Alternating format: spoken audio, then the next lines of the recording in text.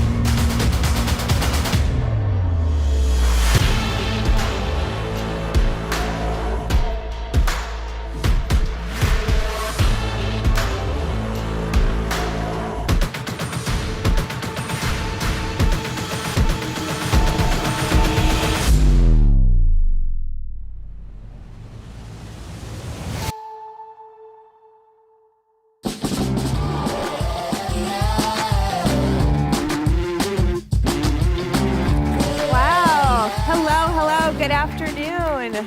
Oh, it's so great to see everybody. Welcome to the 5G Hub Speaker Series on Automotive, an industry that could not be more perfect when it comes to leveraging the capabilities of a nationwide 5G mobile network. There are so many possible applications that can benefit from high bandwidth, low latency, and access to compute resources. These are new and innovative solutions that will transform both how we operate our vehicles and how we experience transportation. So vehicles are becoming way more than just going from point A to point B. They're extensions of our home, of our office, maintaining seamless access to personalized content and services that we use and rely on every day. Whether it's taking a video conference call on your way home from work, or streaming your favorite Netflix series while on a road trip across the state, or even ordering groceries for dinner off Instacart while picking up carpool for soccer practice. It's all about enriching transportation experience and maintaining productivity in our very busy world. And I don't know about you, but I'm all about making my life just a little bit easier. However, we need to go beyond the L2 autonomy we see in new vehicles today with that adaptive cruise control and automatic lane centering. While L2 can help take control of our driving, the driver still is required to remain fully engaged, active, and constantly supervising their environment. Therefore, as the industry moves towards that full L4, L5 autonomy, automakers face an important decision. They must choose how much of the autonomous functions of perception, prediction, planning, and control can be moved from the expensive onboard compute resources to a distributed cloud architecture. And this can be achieved through a combination of hyperscalers and access to mobile edge compute. And it also takes software. Our vehicles are becoming more like computers on wheels, requiring more frequent software updates. The ability to manage and perform these updates over the air with the mobile network instead of that traditional trip to the dealership or waiting for access to Wi-Fi connectivity is more convenient and more cost-effective. It also introduces new software as a service revenue models. Automakers will have the ability to add new features and functionality after the initial purchase of a vehicle, along with critical updates for vehicle maintenance and safety. There are also many other opportunities for operational efficiencies, data collection and analytics, managing driver preferences and customizations, along with monetization of new services and subscriptions. Then there are electric vehicles. As EV battery technology and drivetrain system rationalization continues to improve, electric vehicles are expected to last much longer than their internal combustion engine counterparts. Transitioning to 5G will support cloud-based battery management and provide a future-proof connectivity solution that will last throughout the lifetime of the vehicle. And with more EVs on the road, a reliable network infrastructure to support the rapid increase in EV charging stations will become a must-have. Finally, and in my opinion, the most important opportunity is with safety. US roads have become increasingly more deadly, with nearly 43,000 fatalities reported in 2021. And so far, the numbers for 2022 are not looking much better.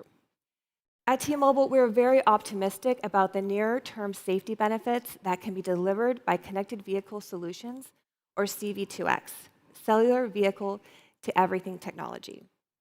Network-based V2X communications allows vehicles and infrastructures and other active road users to be in constant communication, leveraging 5G. In fact, we are actively exploring and trialing solutions for vulnerable road user detection and sending near real-time alerts for drivers, cyclists, and pedestrians. There are even new applications that leverage a vehicle's video camera feed for cloud-based analytics to identify potential dangerous passing situations, the ability for first responder vehicles to send alerts to nearby vehicles for avoidance, as well as the ability to request traffic signal prioritization, all saving critical time during these emergency situations. Again, there is so much opportunity for the automotive industry when considering the capabilities of 5G. And this afternoon, we are going to dive deeper into these opportunities, the exciting, impactful solutions they introduce, and how our ecosystem can help enable.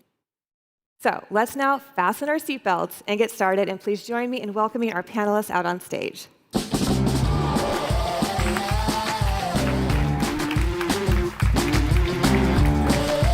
Hello, welcome. Hello, welcome. Well, thank you for joining this evening to discuss all about 5G and automotive.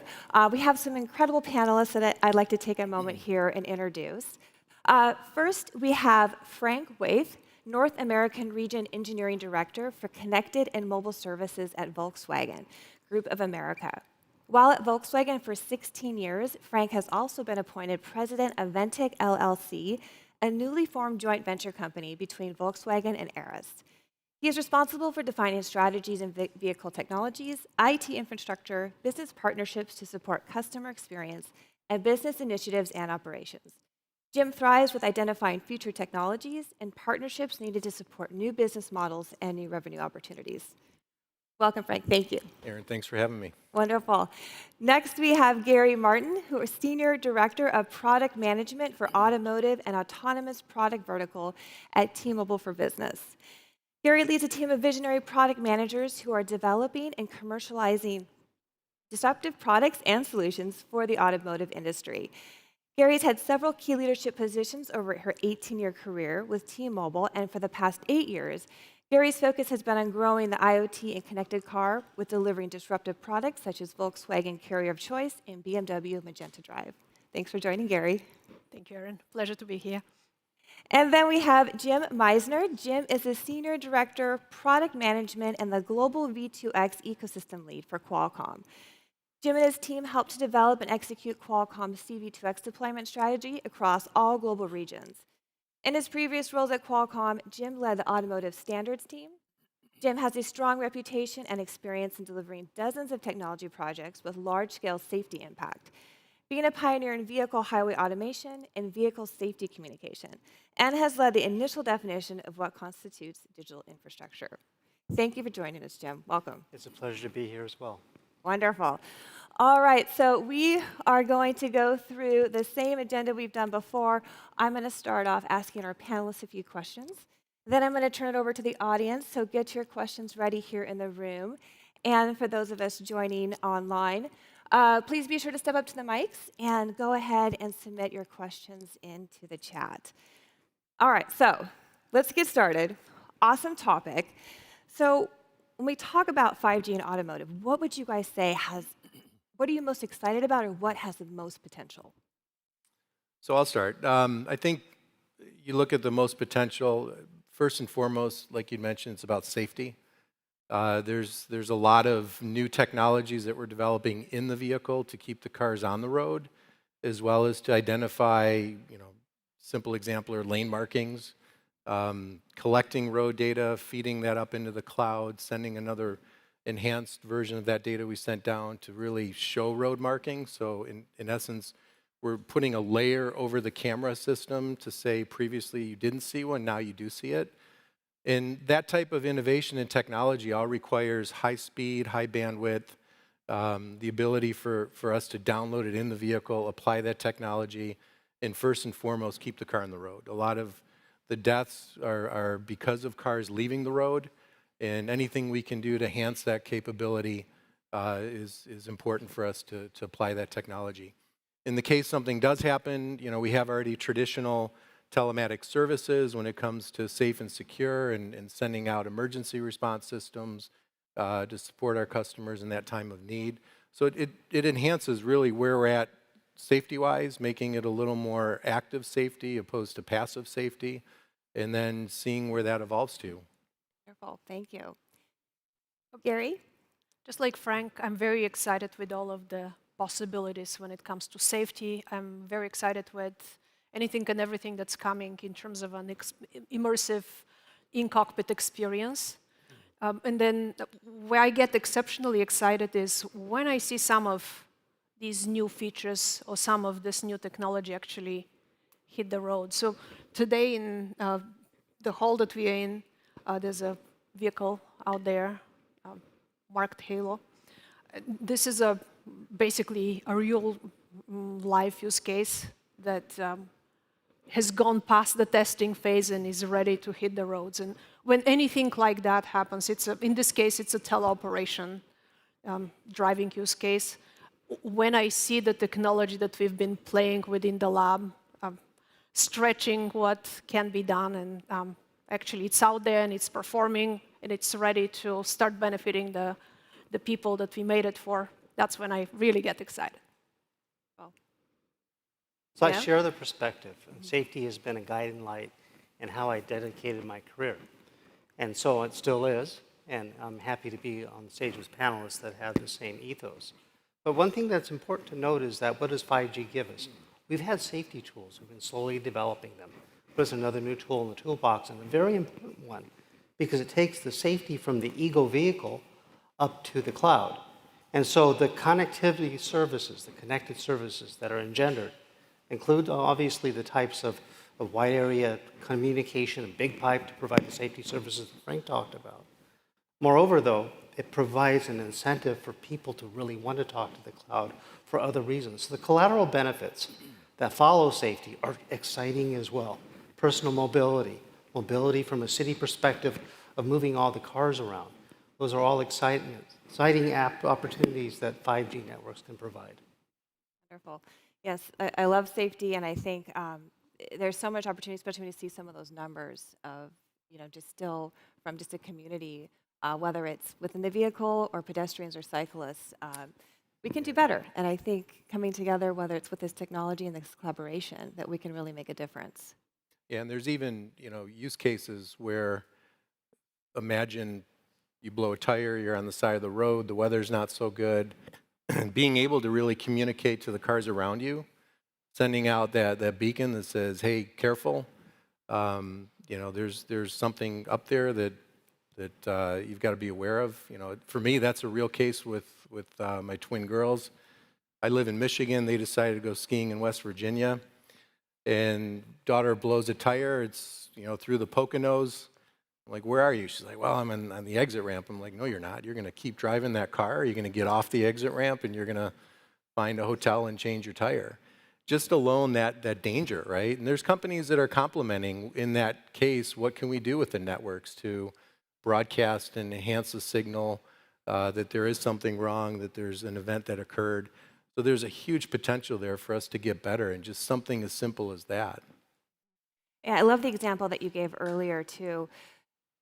So I guess to ask all three of you, so where are we at today? I mean, what needs to happen to enable that specific use case when it's making sure the car stays on the road? So I'll start. I think we're almost there. The challenge we have is cost, right? How much money do we put in the vehicle to enable this technology? I think scale, getting all the car makers on the same page to build that scale, and to make safety that type of priority where all the ships rise with the tide. And right now, there's no real legislation. There's confusion around spectrum. DSRC was initial technology. After some 15, 20 years, it still hasn't come to fruition. Is it a policy? Is it a rulemaking? Is it, we talked about earlier, is it something you do with NCAP? My personal opinion is I think this is something that needs to be made into a rule because of the investment and because of the urgency to try to keep those cars on the roads and enhance the capability of the vehicles over the next several years. And what that in essence does is it sets a precedence and says, as of this date, all of you have to have the same level of performance in the field. So it keeps it neutral and it allows consumers to feel they can still shop the cars and the brands that they're interested in and get the benefits of safety because every car is going to have that capability.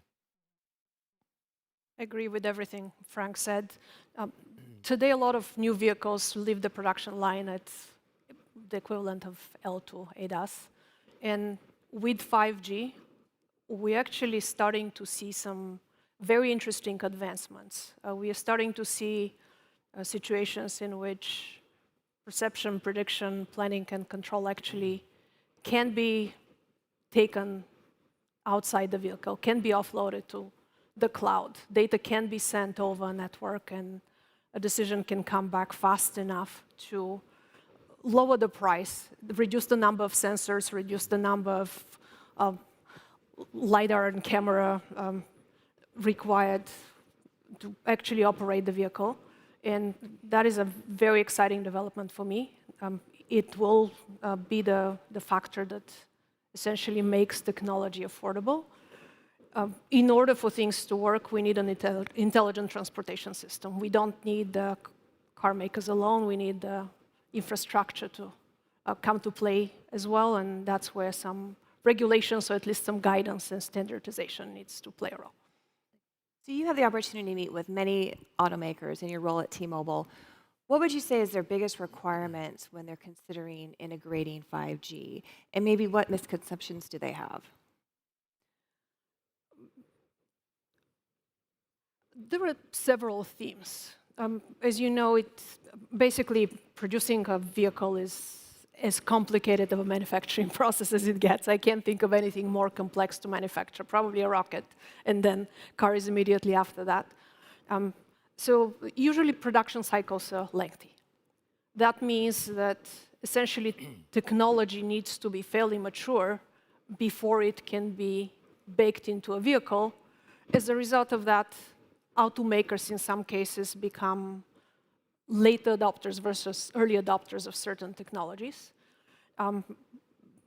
Cost seems to be something that is somewhat cost prohibitive right now, or that is somewhat of a barrier. I think the hardware is still a little more expensive based on what I'm hearing. I don't negotiate hardware costs, obviously. My panel fellows would have a lot better visibility into that, but essentially as more and more 5G vehicles hit the road, that barrier too should go away. And I think that 5G is the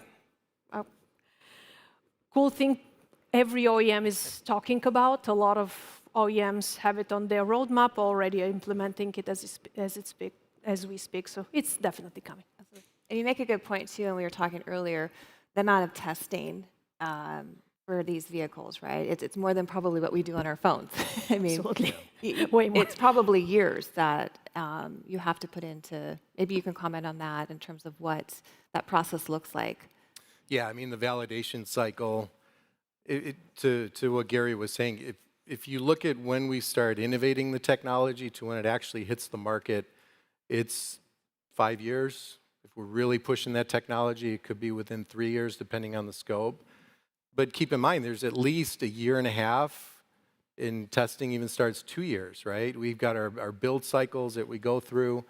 And in the end, this is not a phone that you buy and dispose of in 2, 3, 4 years. This is a car. I mean, it ranges from $25,000, $35,000 to $100,000. And it's a device that's going to be in the market. You'll probably hold on to it for a while. And then, we have to be able to now update that vehicle. We want to bring content into it. We want to make it fresh. And all of that has to be tested. So, one of the things that we're doing now is we're able to push HTML5 into the vehicle. But believe it or not, we have to test each single application because the software of the head units evolves. And our push now is we want to keep the car fresh so that we don't have to do all this regression testing on different software versions of the infotainment, because if we don't and we miss it, then it doesn't work, and then you got a customer complaint, right? So there's so many variables here that come together for us to be able to say that product is going to work in the field the way our consumers expect it to work. And testing is kind of the last, and validation, the last step to make sure that it's going to work the way our customers expect it to work. Yeah, and especially when we're talking about something like safety. Yeah, like safety and just the whole content play. When you start talking about how do we pay for this, right? It is expensive. I mean, I'm not going to tell you the numbers for module development, but it's pricey, and it's pricey for all the OEMs. So as a car manufacturer, we also have to look at business models in and around the vehicle to offset the investment we do in the IT infrastructure, from building the IoT that supports it, to the security around it, to the content that we build.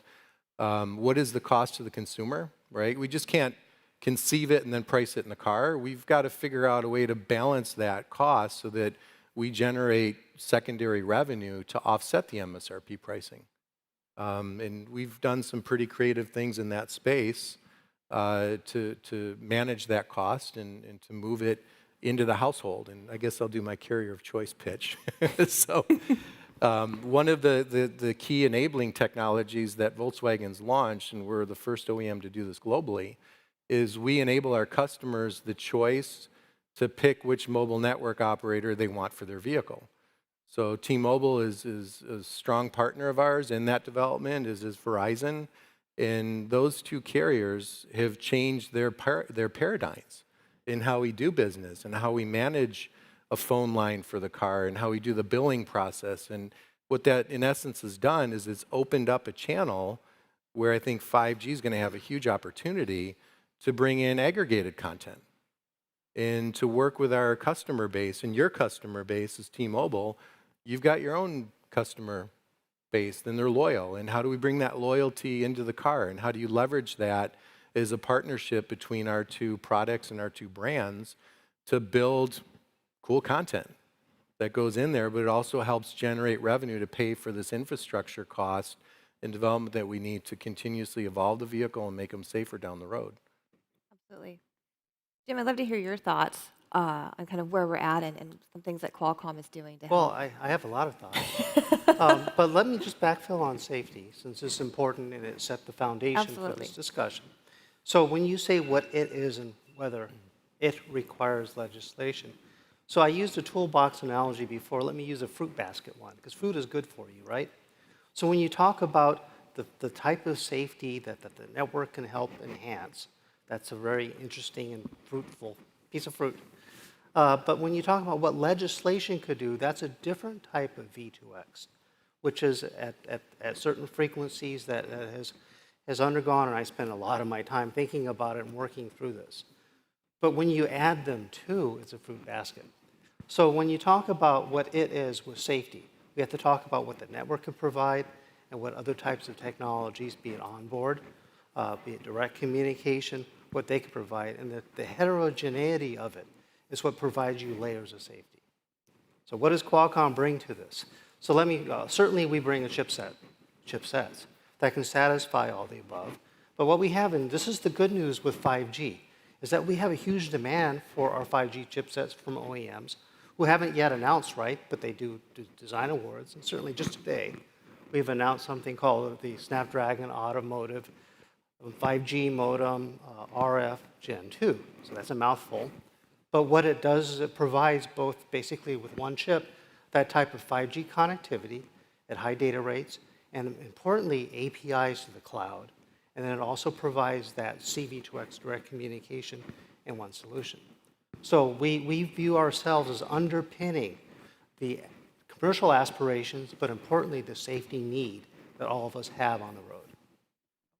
So kind of going back to this ecosystem that you've been talking about, where are we at? What needs to happen from your perspective? So for it, so it being how you use 5G to provide that type of situational awareness, to provide that type of it's already happening, right? T-Mobile is a big participant. Volkswagen is a big participant. So that's great. But it being that other type of communication that supplements it or complements it for direct communication, it needs the FCC to do a few things. And we're on the cusp. Without making this a really, really dry FCC soliloquy, just to say that FCC took some spectrum away for unlicensed use that's immediately adjacent. It's a big controversy. The community, the ITS community, is working through it. But back to where we're here and why we're here. What I'm talking about is complementary to the 5G innovation that's happening. And so you can view them, again, as different pieces of fruit that really add to something pretty nice. Absolutely. I want to go back to the conversation on revenue and the opportunity there. What do you think are some of the, most significant, or what are drivers wanting right now? What do you think is going to be first, from a subscription, or is there discounts with insurance? Like, what do you see happening first from those revenue opportunities? Yeah, I mean, it's.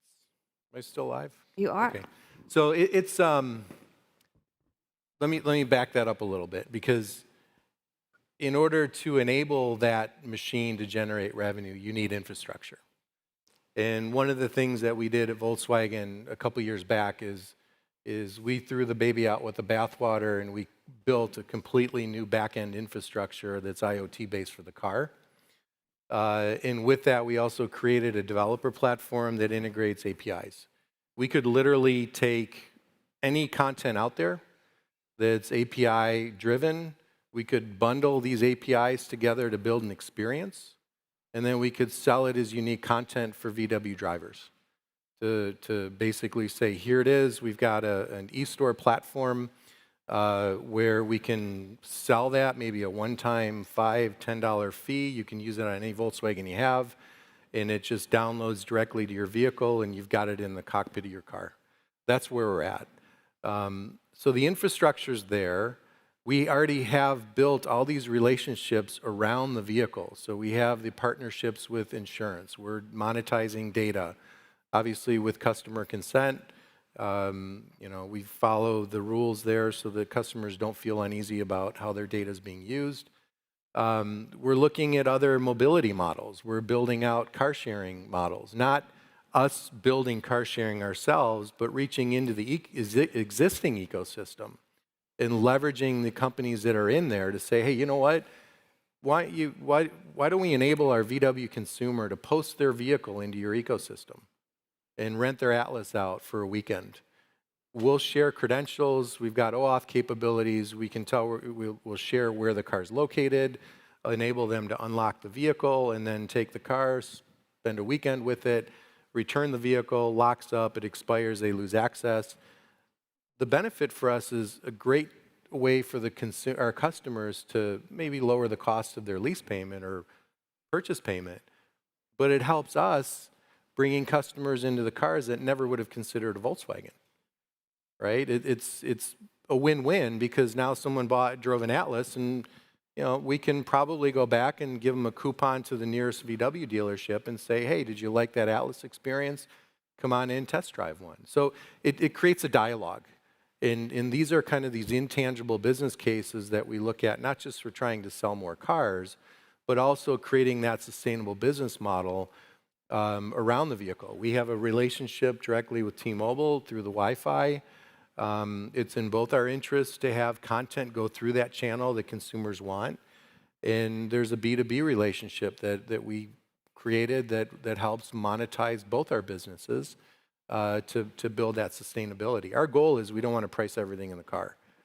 We want these secondary business case models to add value, obviously increase safety, but also help offset some of these development costs that we have to put into the vehicle to keep them moving forward.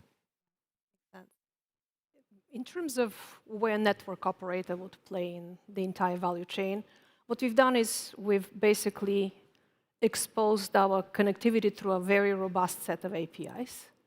And we focused on two primary areas. There are, of course, a lot of other things that we do, but when we look at the basics, we are focused on what Frank already mentioned in terms of consumer products, consumer connectivity, and the experience.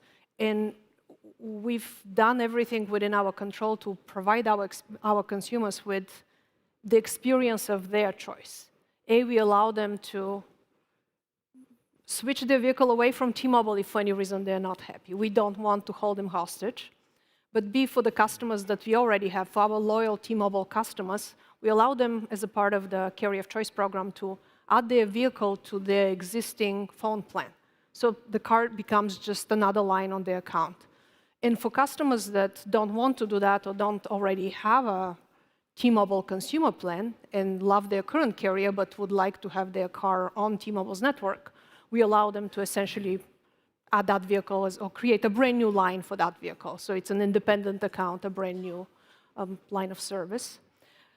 When it comes to the services that we expose to the OEMs, we would essentially create a separate APN that would have very flexible characteristics. Through APIs and through a very robust UI, we expose to our car OEMs, car OEM partners, features that allow them to make the right decisions for them. We can configure their connectivity each and every way they need to. We can basically help them control what do they do after a particular vehicle has used up a certain allotment of data, for example, and throttle or block or do whatever needs to be done. Usually with a telematics connection, you wouldn't want to block, of course. We offer flexibility in terms of billing. For example, they can come to us and say, hey, I don't want to be dealing with content provider X, take their data, identify their data usage within the data pipe that you've given me, and bill them directly for the data usage that they incur every month. All of those options that essentially we've mastered, and they're available as a completely standard set of features that any and all OEM gets when they work with T-Mobile. Great. Oh, go ahead. Let me add to that, if you don't mind. I mean, you touched on a lot, so I got to take advantage of that. Carrier swaps, right? We have the ability now, through the mobile app, for the customer to initiate a carrier swap. And it takes, I can't tell you how long it takes, that's competitive, but a short amount of time. And think about that, that's unique, right? So what's important for us as the OEM, we offer up 5 years of remote access. So everything in the mobile app, from remote start all the way down to boundary alerts and everything I've touched on, comes standard with a Volkswagen for 5 years. And why? Because we want the consumer engaged. That's a touch point. You know, we've had like over 40 million interactions in 18 months with our customers. That's huge, right? Think about the marketing power of that. And having that ability to change the carrier swap back and forth really enables us to build that stronger relationship with our customers, but then also with the carriers, right? And there's so much more we can do in that space. This is only the beginning. You throw 5G into it, you look in the crystal ball, you start talking about satellite connectivity to the automotive space. How do we manage that in the future? What we've done is foundational. And it's also managing the cost for the consumer, because if I'm already paying an unlimited data plan at home. And it's like adding a phone or an iPad or other device. Now I can stream all that directly to my vehicle. And it's the customer experience we built. It's your customer. You guys manage that relationship and the content that we put through it. But it's also a very simple and easy way to engage in the product, from simply sending a text message, do you want to pair your plan, yes or no? And you type in yes, and now your car is part of your T-Mobile home data plan. I mean, just You have to make it easy. think Yeah. about what that took for T-Mobile to build out the infrastructure to make it that seamless, right? And the same challenge was with Verizon to make it that seamless. You're touching billing processes. You're touching a lot of things in that chain to make it that seamless with a yes or no text message. I mean, it's really cool what we did here. So I want to hear from Jim about revenue, but first I want to give a plug. After Jim, we will reach out to the audience here for questions, both in the room and online, so you guys get your questions ready. So Jim, About revenue. yeah, your perspective on revenue opportunities. Well, that's a great question, and I'll tell you why. Because it's going to sound like I'm going a little bit astray, but I'm not. I'll tie it together with revenue. So when we look at the value proposition of basically our group of products, Snapdragon Digital Chassis, ultimately is to drive revenue for our customers being auto OEMs. Let me explain why. Because the digital chassis includes connectivity. I belong to a connectivity group that provides the telematics, the Wi-Fi, Bluetooth, believe it or not, even power line communications. That's a different story. But we tie that with compute. We have a compute offering. We tie that with ADAS. We have an ADAS. In fact, we have a drive policy stack. You tie that together, but importantly, how do you tie it? In the concept, but into the cloud via an API that we have, which is the telematics SDK. So we have a car-to-cloud service, which gives a unique, direct way to access the components that are in our offerings that are in almost any OEM in the world. We have many, many OEM customers. So the car-to-cloud enables cloud services. So what we try to do is provide essentially the plumbing and the way the plumbing works in order for our customers to instantiate revenue opportunities. Of course, along the way, we have some ideas for services too. But the whole idea is to tie all these cars together in a common set of platform. And that's where it is. This is when I started off by talking about 5G driving these services. Certainly safety services, but then we talk about mobility enhancing services and the true customer experience we want. And people pay for that.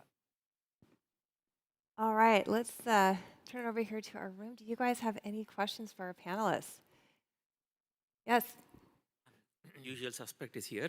Hi, I'm Murthy Gorthi. I'm work in T-Mobile Core Network Services.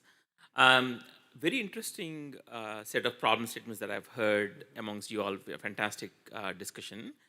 The question that I have is there any work happening on the standardization of some of these accesses or endpoints?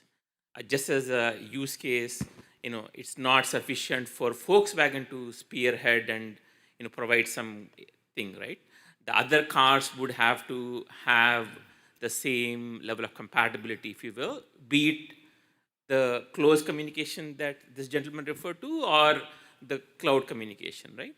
And what the standardization, in my opinion, also allows is for the independent, maybe startups or others to thrive in providing solutions so that car manufacturers aren't building everything on their own, Is there any work happening in the standardization of either the Qualcomm type of API or, Volkswagen type of API or anything else in general?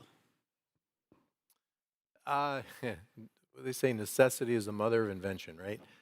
The challenge you have with standardization in the auto industry is trying to get us all together on the same page. Okay. So, I think the push is solving real problems that car makers have, right? And it kind of outlined the pricing challenges and not pricing all the car, but creating new technology, which is what we did, to enable a different mindset, right? I hope other OEMs look at what we've done and say, man, that's pretty cool, because the cost of data is only going to increase. Mm-hmm. The amount of data now is only going to get larger. And we don't want to price all that in the car. We want to leverage where you pay your bills at home. And that, to us, was foundational, because there's also legal boundaries around what we can do through a B2B APN and what we can do to get customer consent through a B2C APN. And that changes the dynamics as well as how we use those data channels. And if the customer wants something, you get the consent alone just through that process. It's baked in. It's natural for them to say, absolutely, I want it. Here's the consent. But when we start talking over-the-air updates, and we're pushing over-the-air updates today on our gasoline engine programs, where we've updated almost 800,000 vehicles and pushed more than a couple gigabytes down to the car reliably with over a 96% installation rate, meaning customers engaged, right? Think about the savings that brought to us in warranty costs, but also how seamlessly that worked. And we ran it through B2B. We've got relationships now, obviously, with T-Mobile and how we executed that. There's a lot of boundaries, but there's also a lot of things that we're learning ourselves. Now the question is, how do you bring the other OEMs in that equation? And there's a competitive advantage we have. I'm all for democratizing what we did with carrier of choice because I think it's just such a consumer benefit. It changes and levels the playing field, not just for the car makers, but also for the consumers. And there's going to be so much space out there for all of us collectively as car makers and carriers to work together in the evolution of technology. I hope that we kind of provoked a discussion in how to get there because that's what we need to do as the car maker. And that's what we need to do to make our products attractive and reliable and safe. So who knows? We'll see what happens here. Jim, you would add something? Well, I feel like Horseshack and Welcome Back Kotter, and I'm dating myself when I say this, because I spent a good part of my career doing technical standards. So I'm going to give you a very simple, concise world model, and it's so simple and concise it's not exactly right. But there are three types of activities when you think about standardized interfaces. One is an enterprise architecture. The enterprise architecture could have an industry-driven type of way of having APIs, and then another would be a physical and communications architecture. Those are standardized too for other reasons. So if you think about the other two, they lend themselves to OSI, and yes, I can talk to the cows go home. There are a lot of standards in terms of the interface or interoperability, a lot of standards in terms of minimum performance, especially when we talk about safety. So the answer is yes, there are business relationships going, and by the way, for those business relationships to really make them hum, you have to have federated concept between competimates. And there's discussion on that in the mech realm. There's discussion then in some other realms, but again, enterprise. Don't have to have hardcore standards. In fact, maybe there's a competitive advantage to have an over-the-top service that's only proprietary to Volkswagen, only proprietary to T-Mobile. So if standards are necessary, maybe, maybe not, but certainly for the other two types of architectures you do, particularly if you want to interoperate with other vehicles, then standards are absolutely necessary and they're there. Yeah. And so the question at hand is, the gentleman from Volkswagen seems to say that there isn't much work happening on the standardization. So do you see work happening? I know, totally get it that we need standardization, especially around safety. It's not sufficient for Volkswagen to have safety. The other car coming down the pike, whether it's a Volkswagen or a big truck, also needs to have some. Let me clarify that, because there are consortiums where we all sit around the table and we talk about standardization, especially around that how do we communicate from car to car, right? So we do have forums to be able to do that in an environment where we as OEMs can share up to those boundaries to say, all right, I'll enable my car to do this, and then we'll all talk about how that interacts to make it interoperable. So yeah, at that point, anything related to safety, we're already in those types of discussions. It just takes a long time. We just need someone to say, there's your date, right? So the standards are there. You're talking to, and believe it or not, it seems like in these areas, this past era of debating over the right radio access technology, I have been the chair of the SAE DSRC Technical Committee, and I've been the chair of the SAE CV2X Technical Committee. I assure you the application protocol standards are ready to do that type of V2V. In terms of going through the network again, it starts to get into, are there network advantages or player advantages? But in terms of the protocols, there are lots of standards out there, and better yet, there are certification and compliance entities out there. Yeah, so, like the gentleman from Volkswagen said, there is layers, right? There's V2V, and then there's information that's getting into the cloud, and how application developers can thrive in that Right. ecosystem. Yeah, sounds good. Thank you. Thank you. All right, we'll take one more here in the room. Yeah, so I'm curious if you think that there is any possibility of an insurable, certifiable, fully autonomous vehicle that is not continuously connected to the network. So Tesla clearly thinks they can build cars that can drive themselves without network connectivity. I'm not sure that that's true, but I'm curious if you have any thoughts or opinions on that. And then if so, what do you think the timeline looks like for true door-to-door, fully autonomous, hands off the wheel, or nobody in the car, self-driving, whether it's connected or not? I can start because I heard Tesla, and I happen to be talking to them from time to time on this particular topic. The engineers actually have told me otherwise. They do feel connectivity is necessary and very important. So they're very concerned with reliable connectivity. Some of the common scenarios that come to mind are usually maps. And you definitely, and at this point I'm living the Tesla realm, but when you look at anything beyond level 2 of autonomy, relies on continuous updates of the maps. So I personally have not seen any autonomous operator declare that they don't need network, or whether they would actually use the connectivity for the perception, prediction, planning and control function is a whole different story, but there are a lot of other functions that they rely on.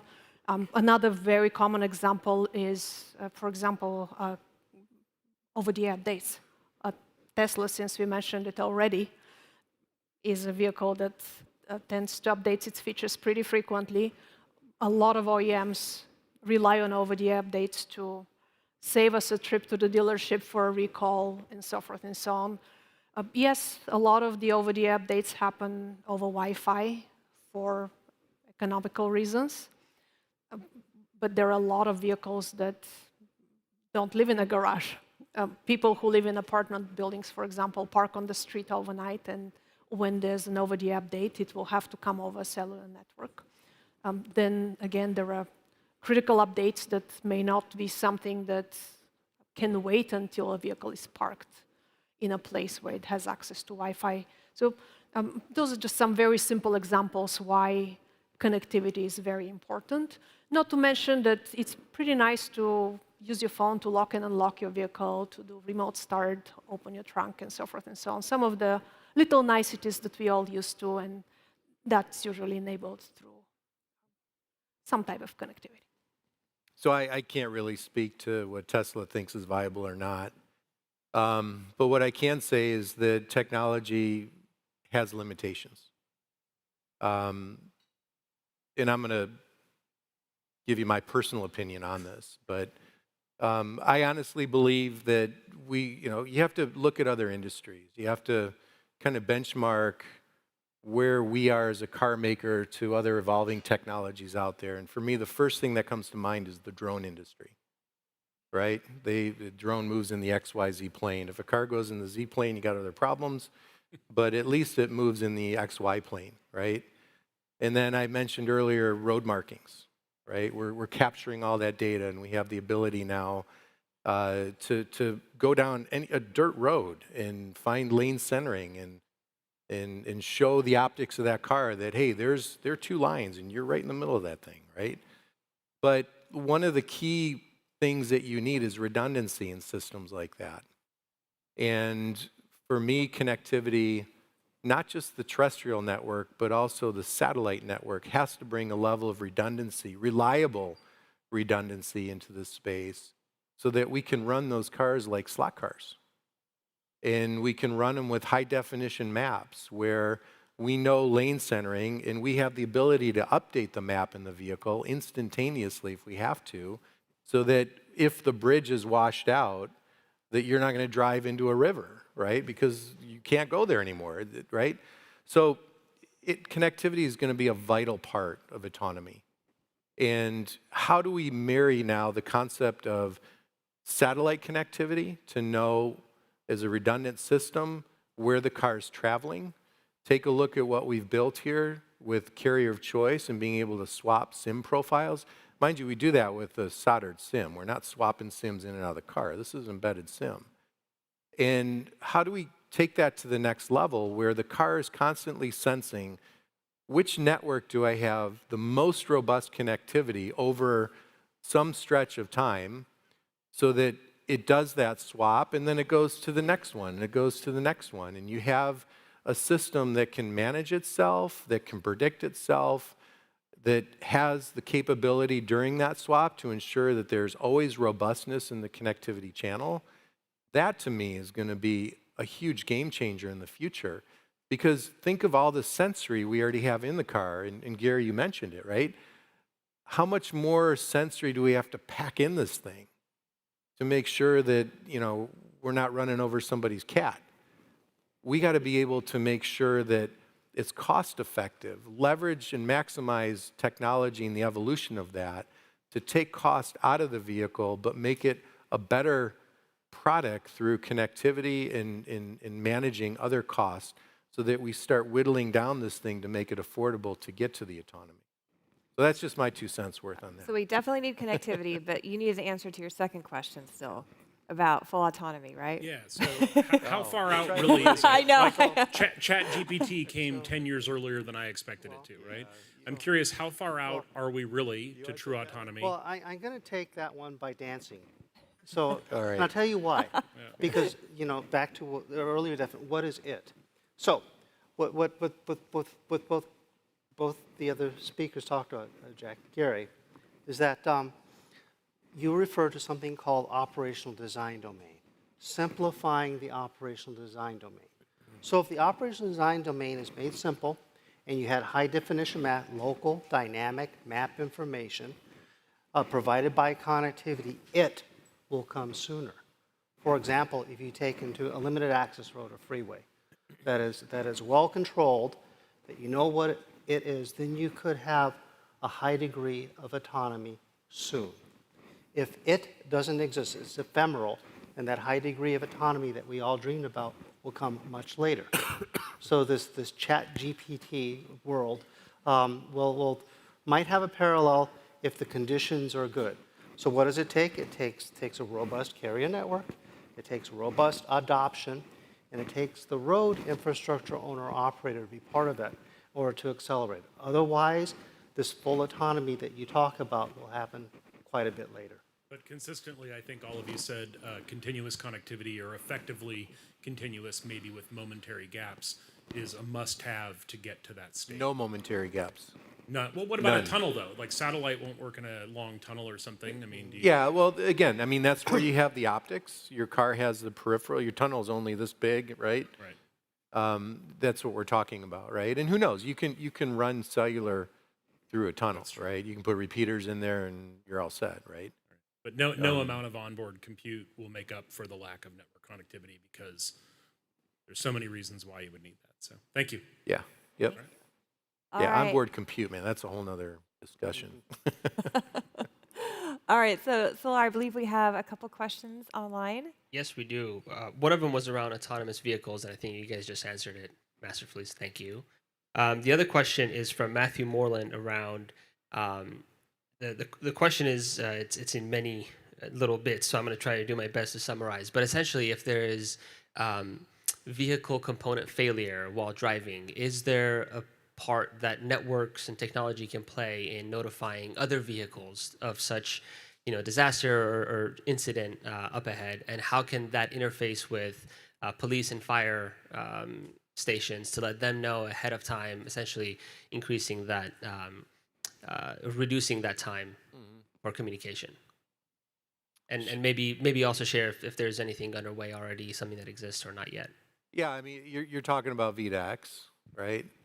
And Tim can talk more about the Qualcomm technology that'll accelerate that. But yeah, you take the evolution of a smart city, right? There's a lot of proving grounds that are being developed now to do exactly that. and then integrating the car into this ecosystem and changing the lights to create a green wave for an ambulance to get through. Figuring out the impact through telemetry data from the car.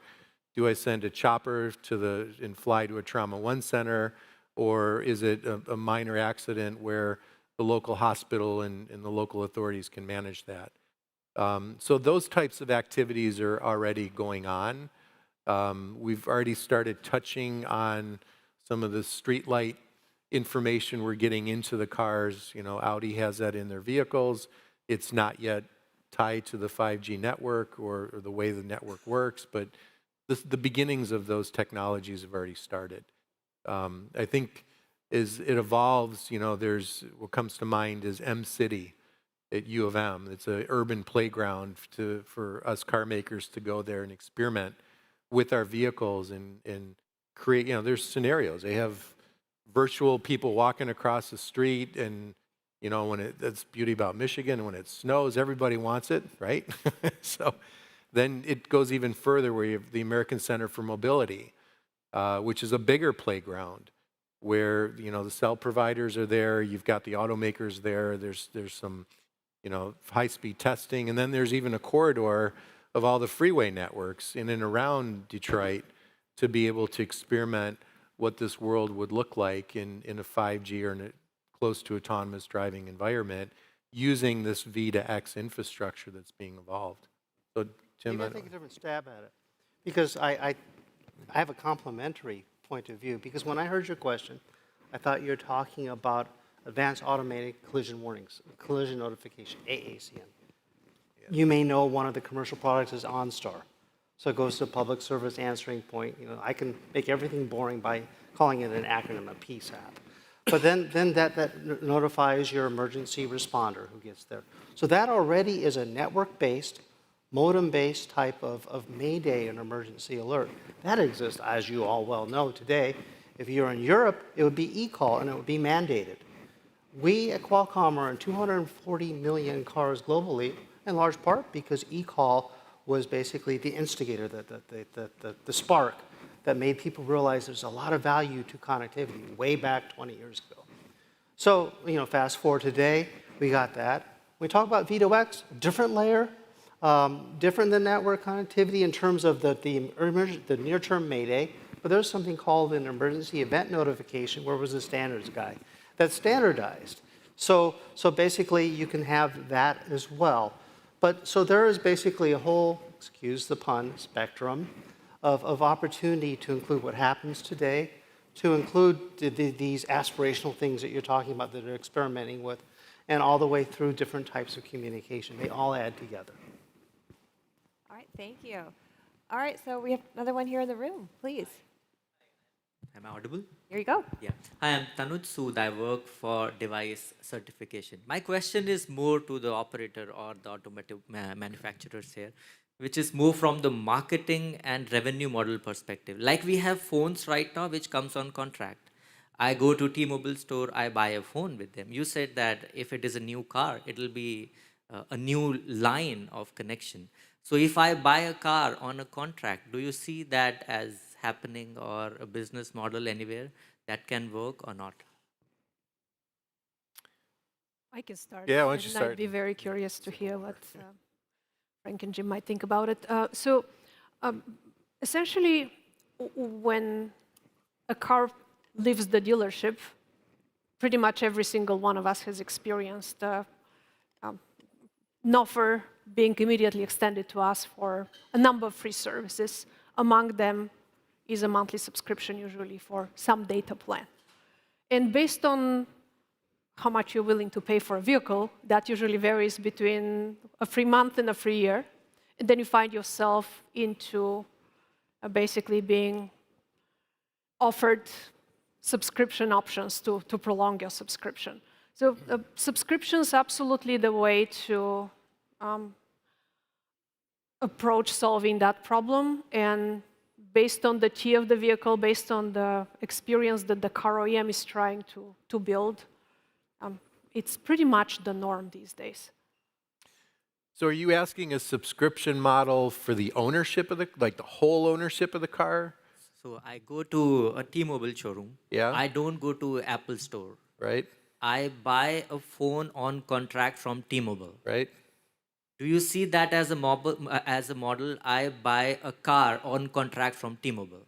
Interesting. I completely misunderstood your question, actually. Hey, anything's possible. See, an idea is an idea. One day it could You know, become a brilliant I like idea. your Great thing. It's idea. pretty disruptive. I But like would it that. be a magenta car? It would have to It be would just magenta. like that. Magenta, yes. No other way around it. So what you answered was the other way around, that a subscription is being sold with the car, but T-Mobile has its own customer base, right? So I yeah, don't think and- that the day when we will start thinking about cars as another service we actually buy as a service is that far away. It is a very expensive asset. It is an uncommon thing. I think that shared mobility is probably going to be a reality way before we start buying or subscribing to a car through our cell phone carrier. But I don't think it's that far-fetched. Through our loyalty program, for example, through T-Mobile Tuesdays, we've already looked at ways to advertise a number of other products. And we do that with certain rental cars, for example. You can rent a car from basically a supplier that T-Mobile connected you with or helped you with.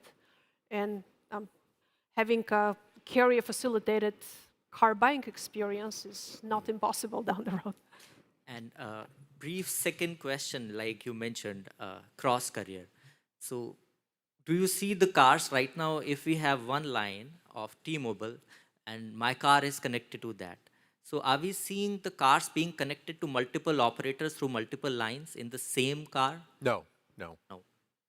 I mean, now you're getting into dual SIM, dual active. I'm not a fan of that, just because you're putting another modem in the vehicle. We have a single SIM with dual APN. For us, it's whatever the customer chooses is the network we provision for, and that'll set the course for the B2B APN, and they have the B2C APN. The business is already expensive enough for cars. Throwing a second modem in there where we can do the same thing with our single eSIM just doesn't make sense to me. The luxury segment, different story, different buyer, different wallet, so to say. But I think we can achieve the same with the technology platform that we've rolled out here with carrier of choice and the single SIM. Okay, thank you. Maybe I should mention just one last variant of what we've talked about as an option out there. So dual SIM, dual active is definitely a model that some car OEMs use today. It means basically two subscriptions, two SIMs with a subscription for each one of them, and they can be from two completely different carriers. An interesting thing that we see when it comes to the autonomous operators, let's say you're talking about a people mover or a goods delivery robot that is operating autonomously. In those cases, we actually do see modems that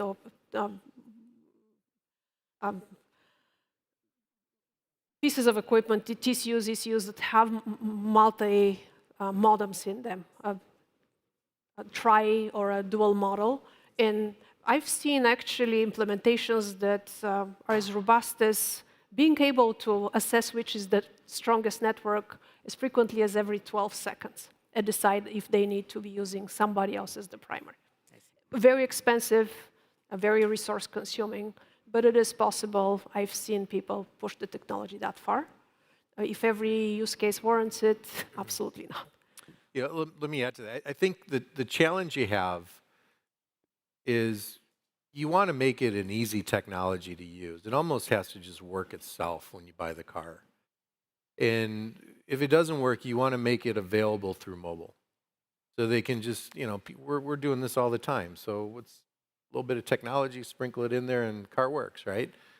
That's about the limitation of a consumer when it comes to getting their car to work. They spend a bunch of money. They want to drive it off the lot, and the thing better work.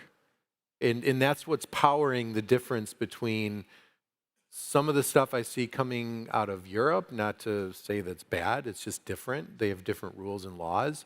To it coming, as a German car maker, we get the technology as well. And trust me, we go through cycles and refine this and say, there's no way a customer is going to be typing in a pin in the dash of the car. Forget it. An S pin, what's that mean? I don't even know what it means. In Germany, in Europe, you have SIMs where you can clone them and you pop it in there. Most Americans don't even know what a SIM card looks like. They just buy your devices, right? And the SIM's already in there and it's done. So there's cultural differences too that drive it.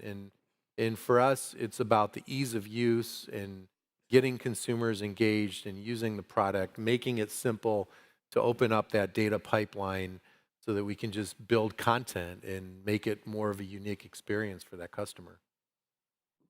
Thank you very much. Thank you. All right. Time for another one here in the room. Hey, Jamil Hi, Rahman. I work in the product certification as well.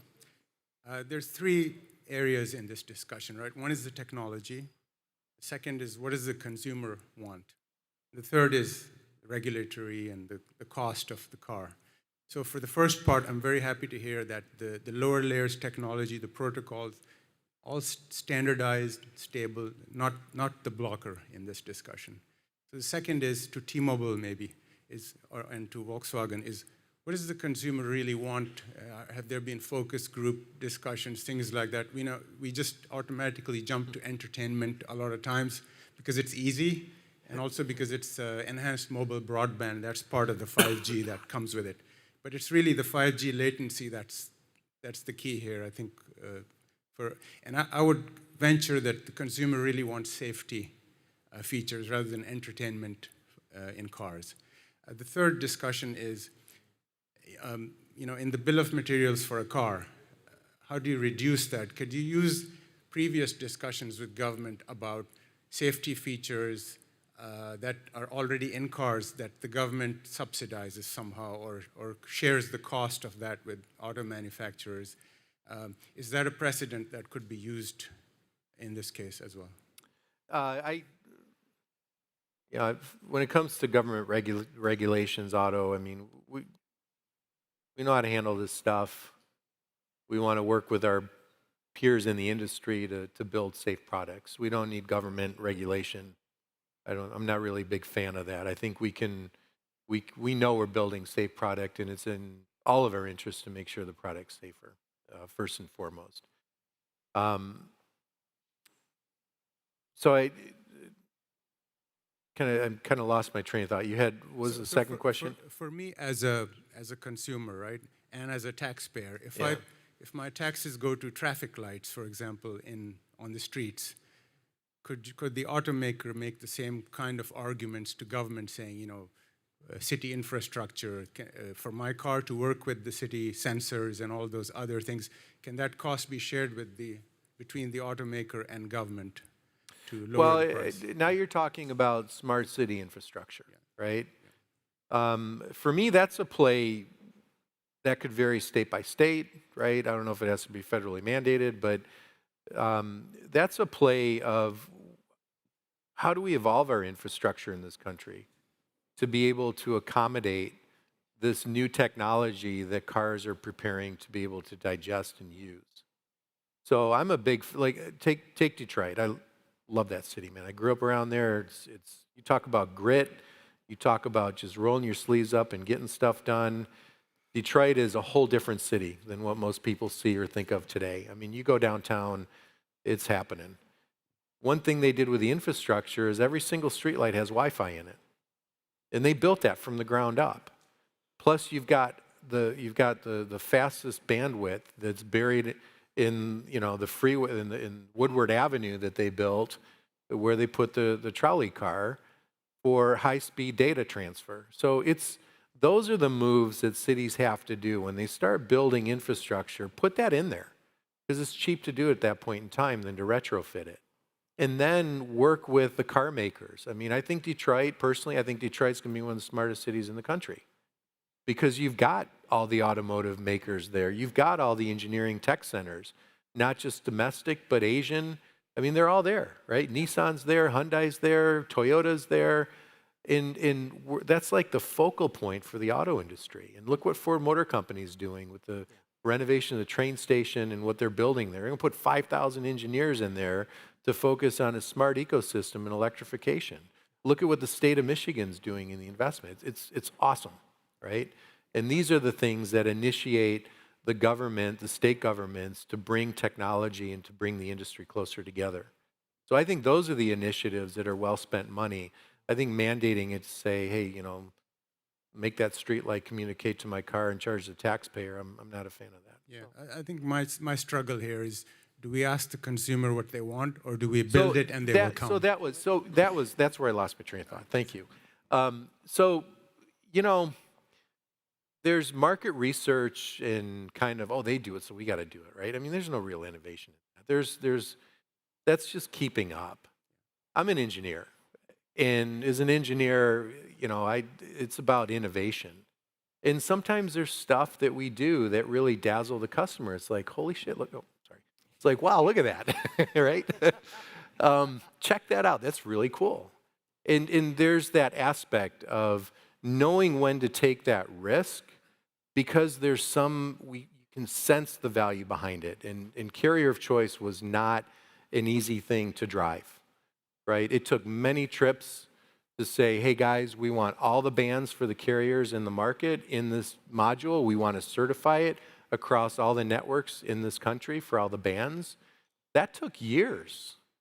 But now look at where we're at. I mean, it's for me the beginning of changing the economics of owning the vehicle and the data and the partnerships that we create. We're creating different partnerships outside of just car makers and suppliers. We're creating technology partnerships that are going to innovate for the future. And that's the aha effect, I think, that we're now going closer and closer to. And you can't really predict that through, a focus group. We can listen to focus groups and kind of pick out, wouldn't it be cool if, right? And then, get busy and build this stuff and say, check it out. Do you like it? That's what we can do. And there has to be that creative element, not just for competitiveness, but also for evolving the cars to the next level. I love the innovation approach. But Jim, it looks like you got something you want to add, and then we'll get to a few more folks in the room. I have a Shinola watch, which means, it's in the city you love.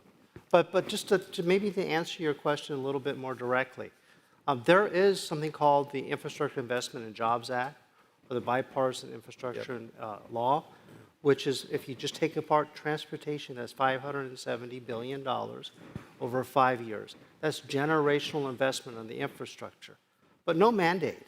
But basically, it is a carrot. And the idea is to use it wisely in the remaining 4 years that we have. So, and you think about where the money comes from, it comes essentially from the Federal Highway Administration, highways, roads. So the automakers can only play with, the play is wrong, but interact with, right, collaborate with the road operator. And the conversation is necessary, but a mandate isn't in the offing in these few years. So, take advantage of the spectrum, take advantage, back to where we're here for, of the existing networks that happen, and innovate as you progress along the line. So, short answer, I hope that maybe hits some of That's them. excellent. Okay, so we'll do the last two here in the room before we wrap. So go ahead. All right. My name is Keith. I work in emerging solution services. And I was going to ask the same question Murthy asked here a minute ago. And that was, but I had kind of a follow-up.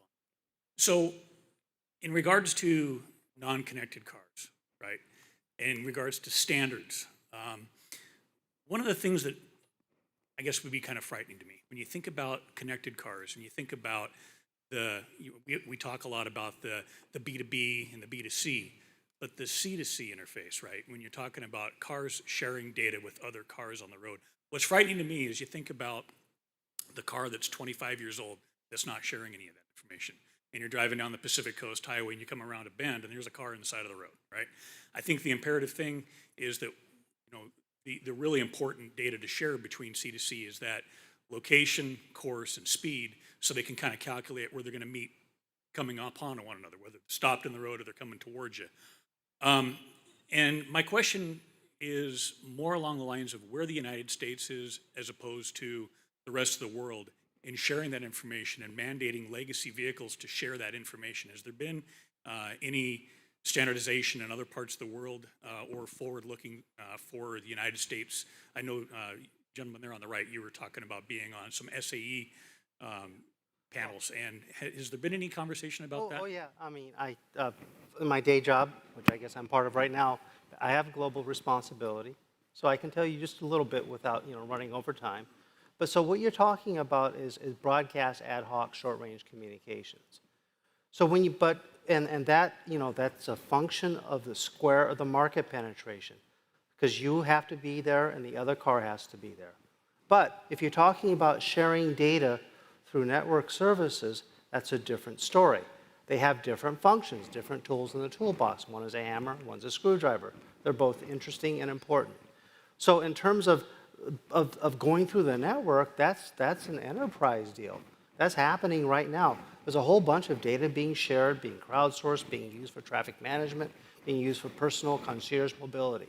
That's what we've been talking about. But in terms of the data exchange, yes, there are, and you got it right, it's basically the state vector of the vehicle that gets broadcast, like a here I am signal with a little bit more. And yes, and so let's talk about China. There is an NCAP, New Car Assessment Program, Stars for Cars, that's happening in 2025. Big carrot, things are happening with that. But let's talk about China again in terms of network connectivity. They want 5G cars too. And so that's happening too. Not that China is the paragon, it's a lot different than the US, but there is a certain hospitable climate.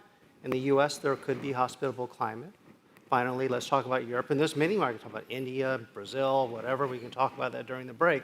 But the point is that in Europe, there's a mandate to share data for safety, SRTI.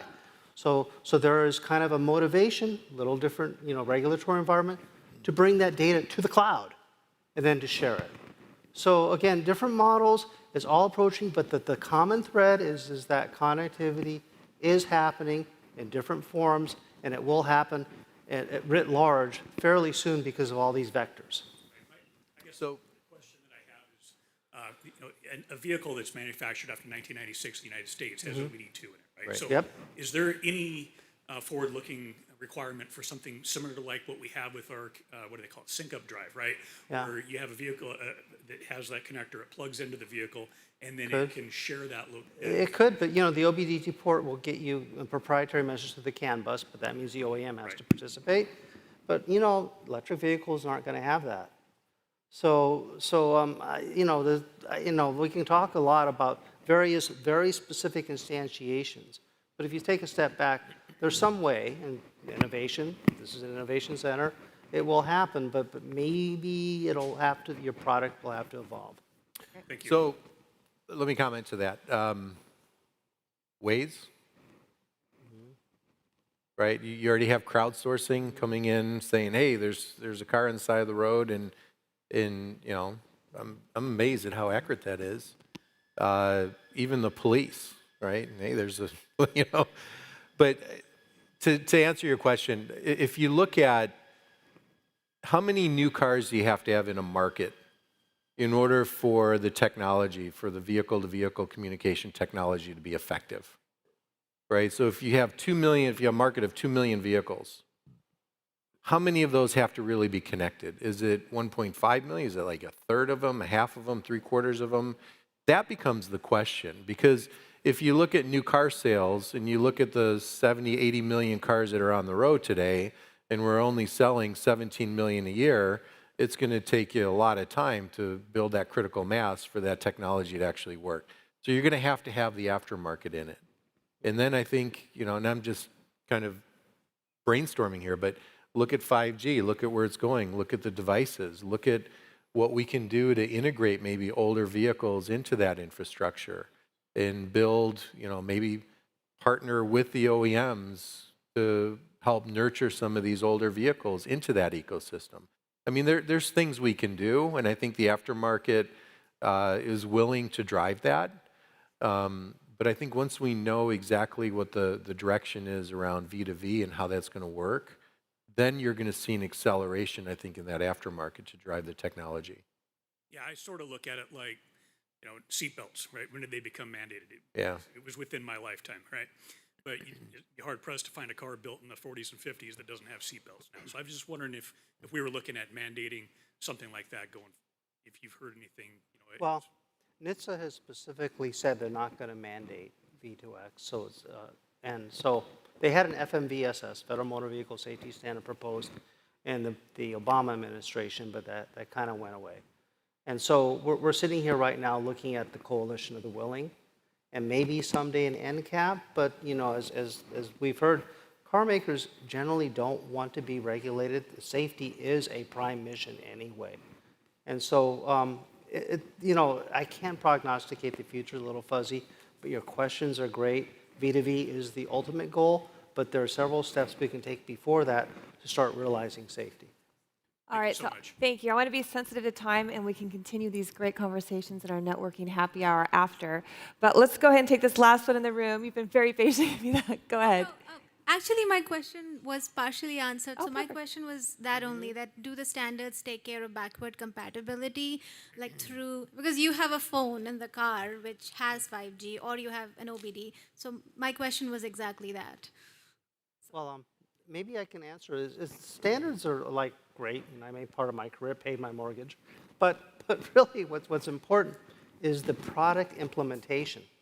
So we at Qualcomm will implement, a 3G, 4G, 5G chipset, and the backward compatibility is handled via the implementation.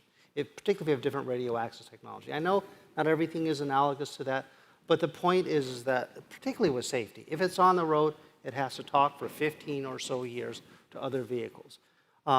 If you go through the network, back to that, then you have this over-the-top service through a more and more modern pipe.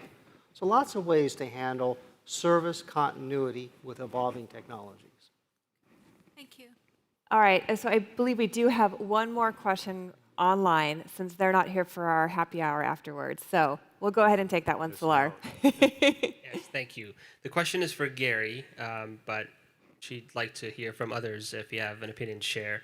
This is from Catherine Sheriff, and the question is, what opportunities are unique to connectivity providers to foster consumer trust in AVs? What was the last word?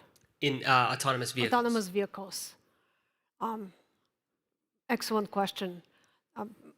I already mentioned that there are a number of functions in an autonomous vehicle that do depend on connectivity. So connectivity is essential.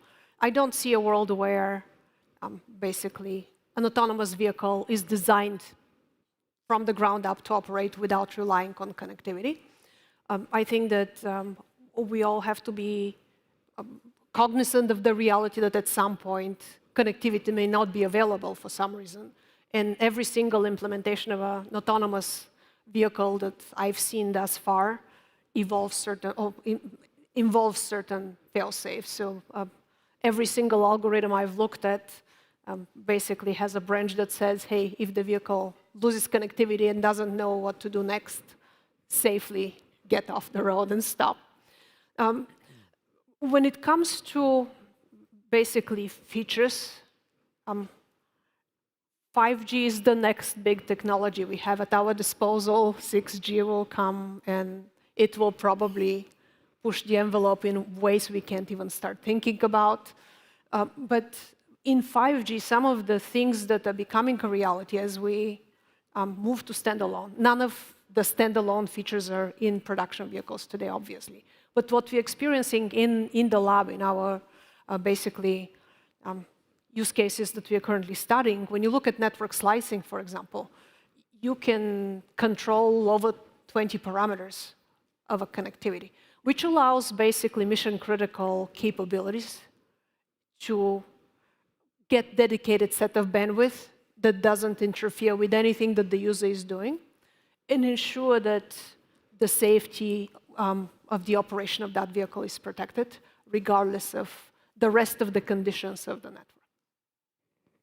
So I think the key word in that was trust, right? How do you build trust? How do you, I mean, you've driven level 2, almost level 3 cars where you're going into a curve and you're just sitting there doing one of these. How many have done that? Yeah, you kind of hover around the steering wheel, right? Just in case, right? That's trust, right? How do we build that level of confidence that you can sit in the back seat in Arizona while the car is driving you with nobody in it? I've never done it, but I've talked to someone last week at dinner that said, man, that was just weird. That's what we have to build, right? We have to build that degree of confidence that when we get an autonomous vehicle, that car is going to do exactly what it should, reliably, safely, so that I feel I can trust it. We got a long way to go with that. And there's a lot of innovation and technology that has to evolve for us to feel like you can do that. I don't know how some people can sleep in the car and say their car can do it, but hey, to each his own. All right. Well, I think that's a perfect way to end. Let's go ahead and give our panelists a round of applause. Excellent discussion. Thank you, guys. Thank you. Also to our audience here, both in the room and the folks joining us virtually. We could just keep going. So many great questions. And we're going to do that here. We'll have our happy hour for another, I think, half hour, 45 minutes. So please stick around for that. And of course, we have our next speaker series on March 21st, 5G in sports. So be sure to go to our website and register for that. And hopefully we will see you next month. And again, thank you, everybody.